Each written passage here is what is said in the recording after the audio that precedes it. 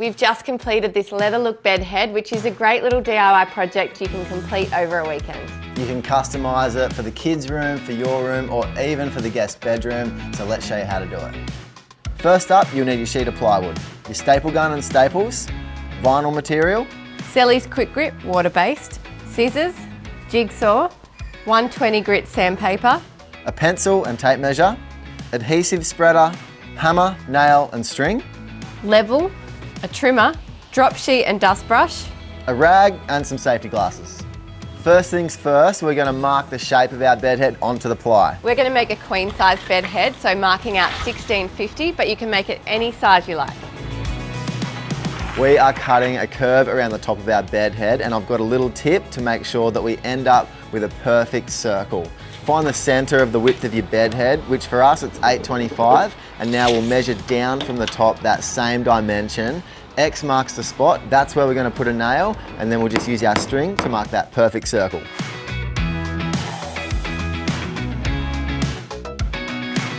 We're all marked out, so it's time to cut, and the best tool for cutting a curve is a jigsaw.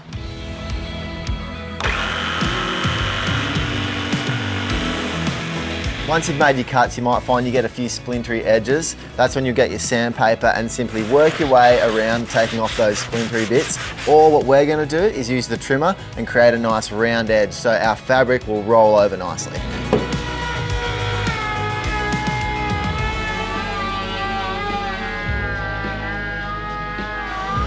I've chosen this leather look vinyl, and what we're going to do is lay it out and cut it to suit with about 50mm overhang. Our bed head is definitely taking shape, and now it's time to use Selleys Kwik Grip. So this contact adhesive is designed for bonding large, flat, close-fitting surfaces, so it's going to be perfect for our vinyl. They come in 500ml tubs or these 50ml tubes, which are perfect to keep in the drawer for those little fixes around the house. We're going to apply the adhesive to both surfaces, so we're going to put it on our ply and on the back of the vinyl. Now the trick is here to get really good coverage and spread it out so it's nice and even. Then we'll leave it for 20 minutes until that white glue turns to clear, and we'll bring both surfaces together.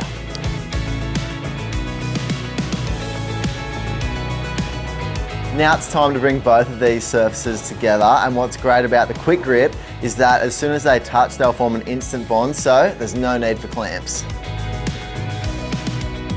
Once you've laid your two surfaces together, push down firmly to ensure you have good contact.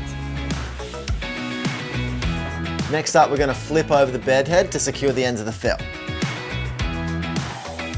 I'm using the staple gun to pin the ends of the vinyl down, and that's a great way to hold the material in place while the glue sets. All right, let's flip it and take a look. There we go, beautiful. Nice. All right, let's get in the room.